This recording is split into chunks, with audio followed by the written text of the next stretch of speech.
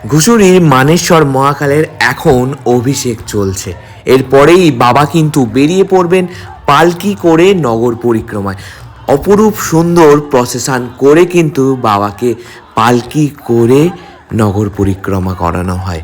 সালকিয়া শ্রী শ্রী শীতলা মাতার স্নানযাত্রার দিন যেরকম করে মায়েরা নগর পরিক্রমা করেন, সেরকম কিন্তু আজ অর্থাৎ মহাশিবরাত্রির দিন মানেশ্বর মহাকাল বেরিয়ে পড়েছেন নগর পরিক্রমা করতে। নগর পরিক্রমা শেষে মানেশ্বর মহাকাল বাবাকে নিয়ে যাওয়া হয় গোসাইঘাটের কাছে শঙ্কর মঠ মহাকাল মন্দিরে, যেখানে রয়েছে 250 বছরেরও বেশি পুরনো মহাকালের মূর্তি, যেটা কিন্তু অষ্টধাতু। এখানে এসেই অপরূপ সুন্দর এক আরতির দর্শন করলাম আজ। সবাই বলো জয় জয় শ্রী মহাকাল, জয় বাবা ভোলেনাথ।